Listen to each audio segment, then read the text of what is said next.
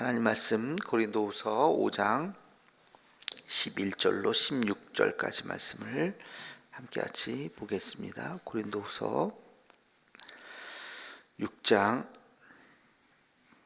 11절에서 16절, 고린도후서 5장 11절에서 16절입니다. 함께 같이 읽겠습니다. 우리는 주의 두려우심을 알므로 사람들을 권면하거니와 우리가 하나님 앞에 알려졌으니 또 너희의 양심에도 알려지기를 바라노라. 우리가 다시 너희에게 자천하는 것이 아니요 오직 우리로 말미암아 자랑할 기회를 너희에게 주어 마음으로 하지 않고 외모로 자랑하는 자들에게 대답하게 하려 하는 것이라.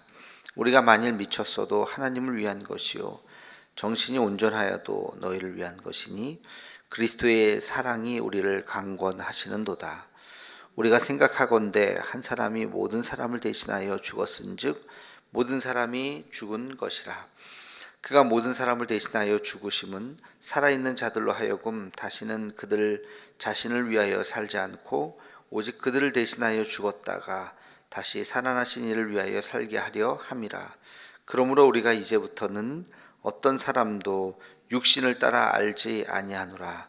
비록 우리가 그리스도도 육신을 따라 알았으나 이제부터는 그같이 알지 아니하노라. 아멘. 고린도후서가 한 번에 몇 번 말씀을 드렸지만 한 번에 딱 읽고 이해하기가 쉽지 않은 것 같아요. 고린도전서하고 또 좀 느낌이 다른 것 같아요. 잘 이렇게 좀 살펴봐야 될 것 같습니다. 오늘 말씀도 좀 그런 것 같아요. 좀 쉽게 이렇게 의역을 해서 쓸 수도 있는데 직역을 하다가 보니까 그런 건지 하여튼 뭐 제가 잘 정확하게 모르겠습니다만 11절도 그렇죠. 우리는 주의 두려우심을 알므로 사람들을 권면하거니와 우리가 하나님 앞에 알려졌으니, 우리가 하나님 앞에 알려졌다 이런 표현을 써요. 그러니까 우리가 하나님 앞에 알려졌다. 이걸 좀 우리말로 바꾸면 하나님은 우리를 아신다는 거죠. 그렇죠? 하나님이 우리를 아신다.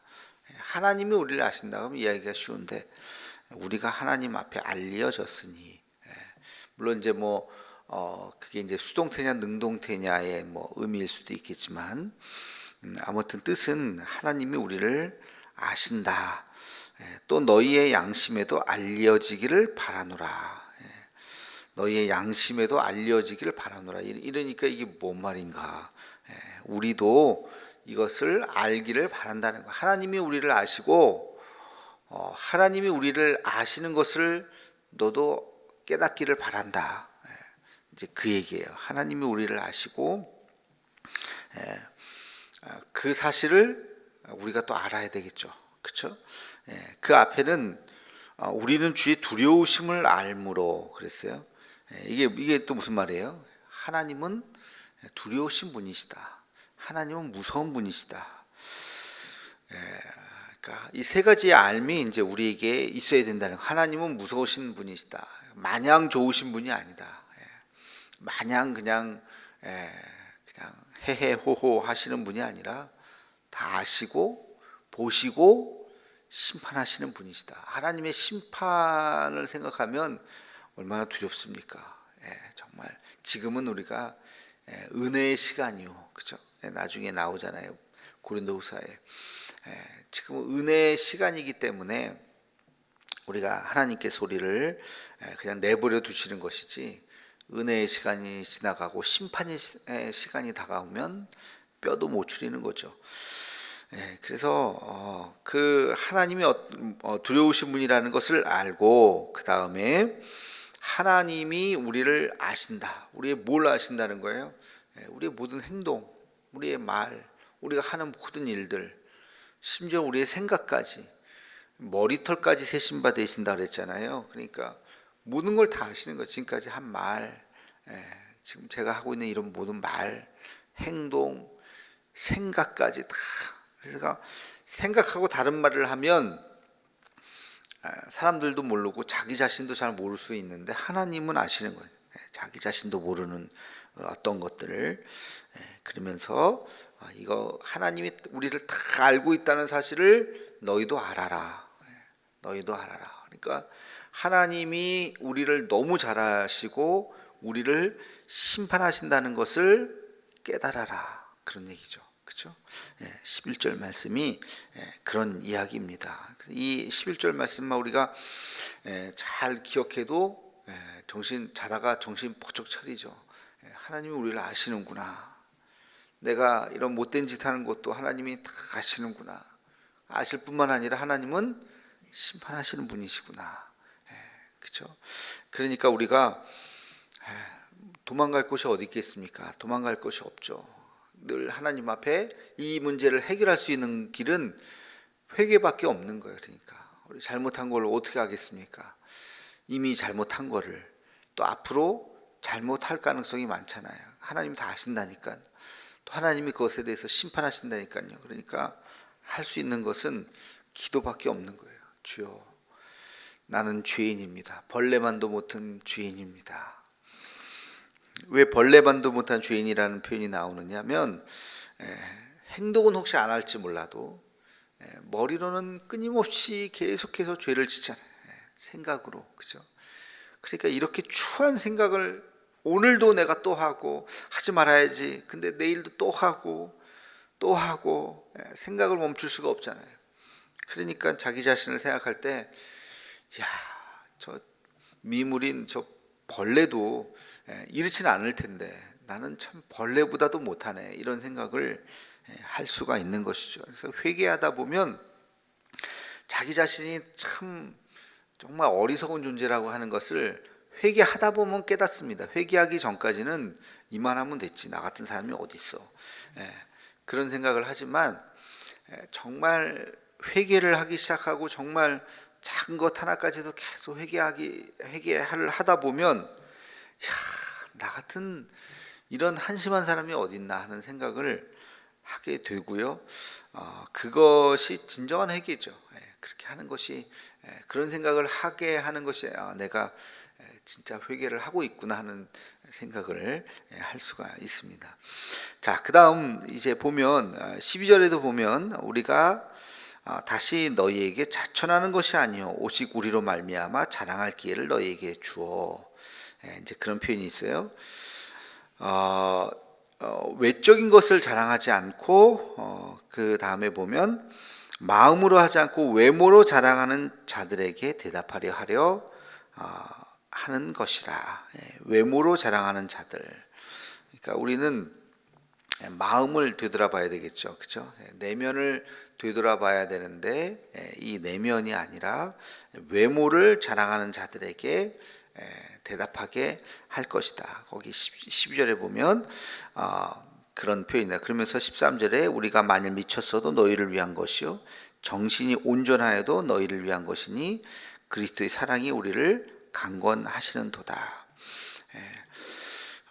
우리가 미쳤어도 주님을 이렇게 모든 우리의 삶은 하나님을 위한 삶이 되어야 한다는 것이죠. 우리가 정말 미쳐도 주님을 위해서, 미치지 않아도 그것을 또 주님을 위해서. 14절에 보면 그리스도의 사랑이 우리를 강권하신다. 그리스도의 사랑이 우리를 이렇게 만든다 하는 것입니다. 그러니까 그 12절에 우리가 다시 너희에게 자천하는 것, 자천이라는 게 뭐예요? 스스로 천거하는 것이죠. 스스로 천거하는 것.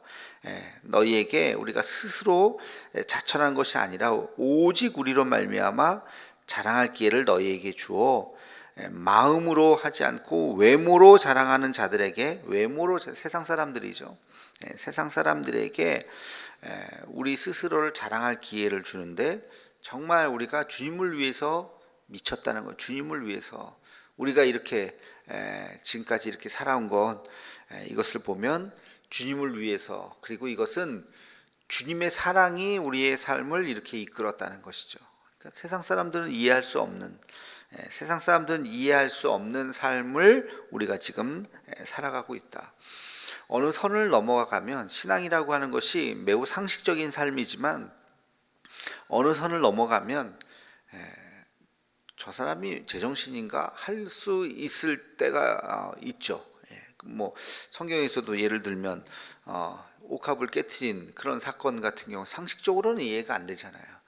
상식적으로는 해서는 안 되죠. 그게 비상식적인 행위죠.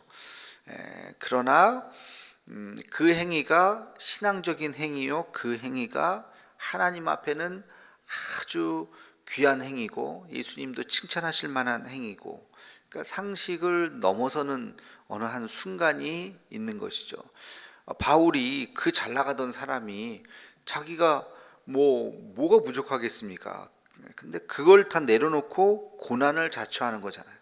매맞음을 자처하고 어려운 길을 자처해서 그 길로 간다고 생각해 보면 미친 사람이죠. 미친 사람. 우리 신학교 다닐 때도 그런 사람들이 있었어요. 자기 멀쩡한 대학 교수직을, 대학 교수면 얼마나 존경받습니까?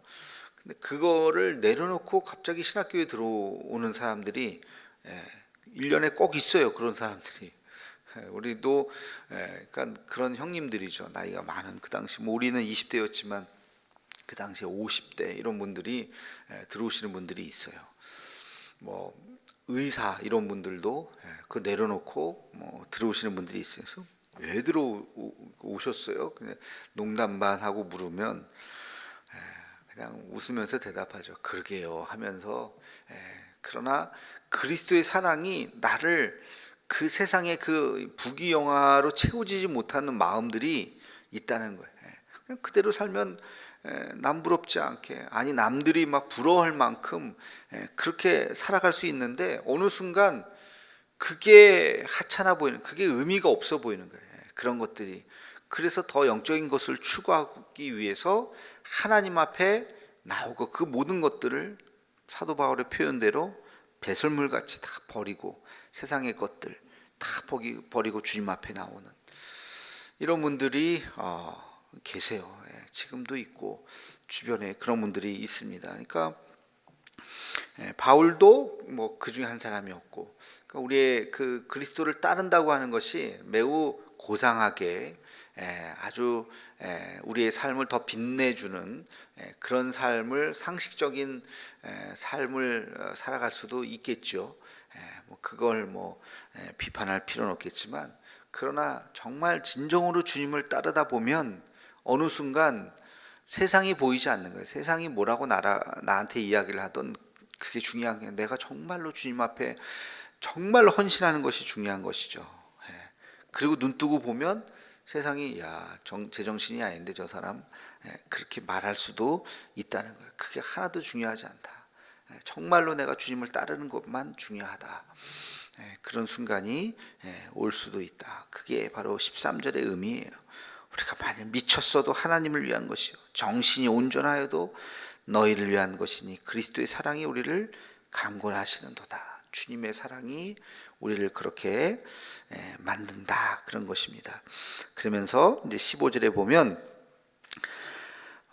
그가 모든 사람을 대신하여 죽으심은 살아있는 자들로 하여금 다시는 그들 자신을 위해서 살지 않고, 모든 사람을 대신해서 죽으셨어요. 누가? 예수님이 모든 사람을 대신해서 죽으심은 살아있는 모든 자들로 하여금 다시는 자기 자신들을 위해서 살지 않고 오직 그들을 대신하였다가 죽었다가 다시 살아나신 이를 위하여 살게 하려 함이라. 예수 그리스도를 위해서 살도록 우리의 생명을 다 건져 주셨다는 것이죠.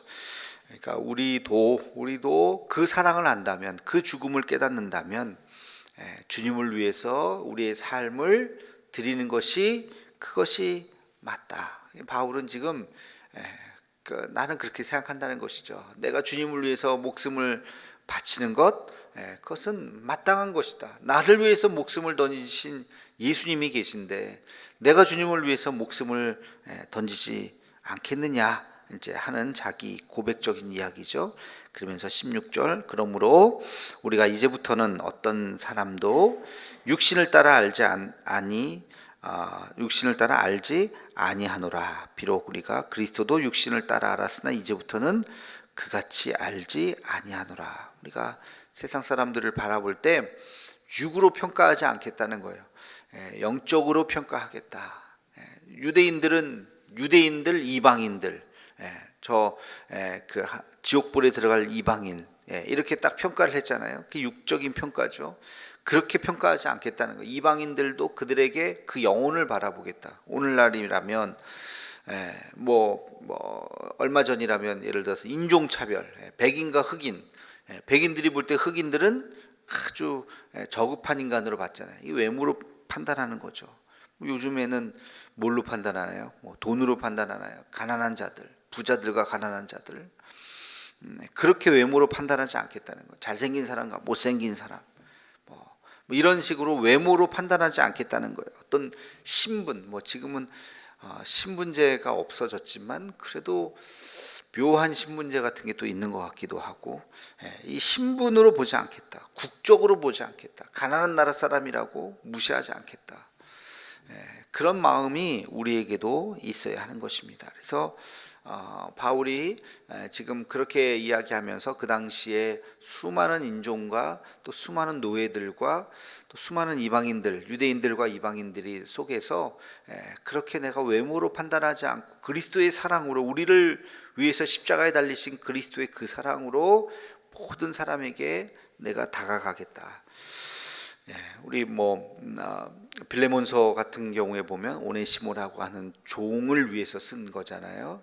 그런 바울의 마음, 그 당시에 한 사람의 노예를 품는 그런 마음으로 이 편지를 썼던 것이 바로 빌레몬서인데, 바울이 이제 그런 마음으로 살겠다라고 이제 이야기를 하는 그런 장면입니다. 우리도 이 세상 살아가면서 그렇게 공평과 공의로 또 하나님의 나라를 세워나갈 수 있는 그 사랑이 우리를 또 인도할 수 있는 우리 모두가 되기를 주님의 이름으로 축원합니다. 기도하겠습니다. 거룩하신 주님, 오늘 어떤 말씀을 통해서 그리스도의 사랑이 우리를 어디까지 인도해 나가실지를 기대합니다. 신앙은 지극히 상식적인 것이요, 또 상식을 벗어나서는 안 되겠지만 어느 순간 우리가 주님을 따르는 것이 상식을 뛰어넘고 비상식적이고, 사도 바울이 모든 것을 배설물같이 버리고 예수님을 따랐던 것처럼, 그 고난을 자처했던 것처럼, 하나님, 우리도 어느 순간 상식적이지만 상식을 뛰어넘어서 정말 우리의 모든 것들을 다 내려버리고 주님만을 위해서 살겠노라고 고백할 수 있는 그런 믿음을 우리에게 허락하여 주시옵소서. 세상의 역사는 그런 자들의 것이었고 지금까지 그런 자들을 통해서 하나님께서 역사해 주셨습니다. 하나님, 우리가 모든 상식을 뛰어넘는 그리스도를 온전히 따를 수 있는 그런 자들이 되게 도와주시며, 그래서 주님 앞에 서는 날 하나님 앞에 칭찬받고 또 주의 품에 아름답게 안길 수 있는 우리 모두가 되게 하여 주시옵소서. 예수님의 이름으로 기도하옵나이다. 아멘.